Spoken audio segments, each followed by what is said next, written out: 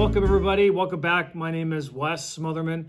I'm a licensed marriage and family therapist here at Asbury Church, Asbury Counseling Center. This is Open Mic. I'm so glad you guys are here. This is episode 4 of the podcast, and I've been really excited to talk to you guys today about something that's been on my mind, as well as something that I use with my clients that I think should help you during this difficult time.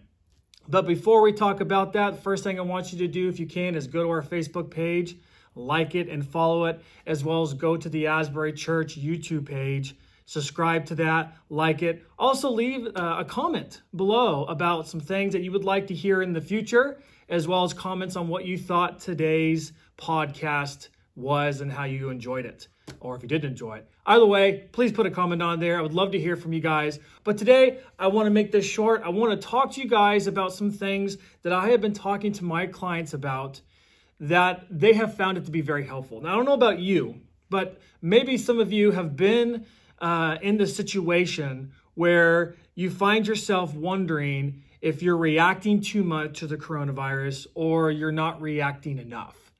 And I think the biggest challenge that we are having is that we're seeing a wide range of people from all over the perspectives, on the far right where they're freaking out about it, and then the far left where a lot of people aren't taking this very serious. And so the question that my clients often ask themselves is, how do I react to this and what is appropriate? Because if you find yourself, like myself, watching the news, and sometimes if you spend all day watching it, you can find yourself, more or less, your anxiety starting to increase. And so how are we supposed to respond to this?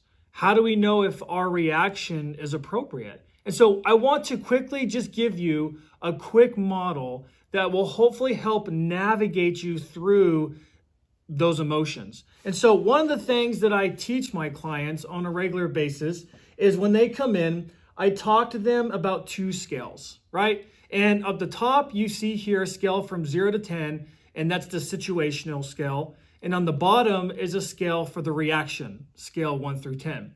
And one of the things that I talk to my clients about when they walk in, and this is not just about the coronavirus, but just when anybody comes in general, is I'm always assessing if their situation scale is lining up to the reaction. And what I mean, well, if you come in and let's say you have a teenager or a child that has been acting out, and you've come in with the reaction from a 0 to 10, 10 high, like at an 8.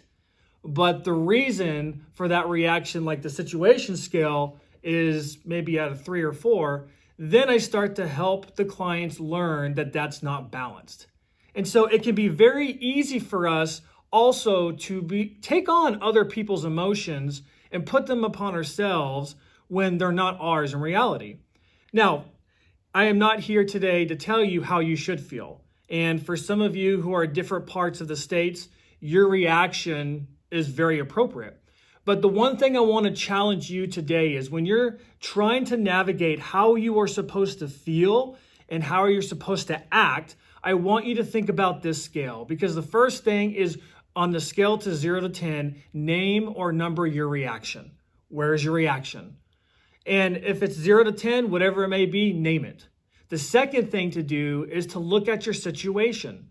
Does your situation match up to the reaction that you have? Now, you may have found people, especially in the city, that their reaction's probably at a 2 or 3, but the situation is probably at an 8 or 9. And so today, this is just focused for you and on you, because we're not here to talk about other people. We're not here to talk about other states, but I want to address how you feel right now and how you can approach this day by day. Now, this is going to look different for every person. If you're somebody who has a weak immune system, compromised immune system, if you're somebody who's struggling with heart disease or any other complications with health, then this is going to be something that your reaction is going to be a little high because you're going to be fearful about getting the coronavirus. But the thing that I want to make sure is to make sure you're not taking on other people's emotions. Sometimes we can listen to other people's stories, we can watch the news and find ourselves reacting as if we are there. Now, don't get me wrong. This is something that we should be serious about. this is something that we should prepare for. And there's nothing wrong with those things. But I want to make sure that the way we are reacting right now is lining up to the situation that we are at. So if you are in the state of New York, for instance, where there's a lot of people who have been sick and there's a lot of people that have died from this, then their reaction is going to line up to the situation. But here in Wichita, Kansas, and Sedgwick County, and if you're somewhere else, here in the state of Kansas, our situation is not as dire as those in New York City. Now, I hope it doesn't get there, but it's not there. And until, if we get there, we need to make sure that our reaction matches up to the situation that we're at. Now, for some of you, you saw this very early on when this started to spread, right? People were rushing to the stores. They were panicking. They were stocking up on toilet paper, which I don't even know why out of all things. But in the midst of all this, a lot of people found themselves so confused because they didn't know what they were supposed to be feeling. Because they would hear one thing on the news and then see another thing on Facebook on a post of people who are living in this environment. And so the thing I want to nail today is just make sure that your situational scale, the situation and the desire of it, whether it's 10 very high or 0 or not, is matching up to the reaction, your reaction to that. If they are not lined up or close together, then something needs to change. Now, this model is going to be very different for every person. For somebody like myself who is healthy and does not have to worry about this as much as those who are over the age of 60, my reaction to this is going to be different than theirs. It's also important to respect other people's reactions to this. It's not our place to judge what their situation should be or the reaction. But I hope this helps you guys today. I hope you guys were able to look at this and be able to examine your own heart on how we're supposed to act during this time. But the idea is I want you to focus on what's going now right here in Kansas, Wichita, Sedgwick County, and make sure that the way you are reacting is lining up to the way your situation is now.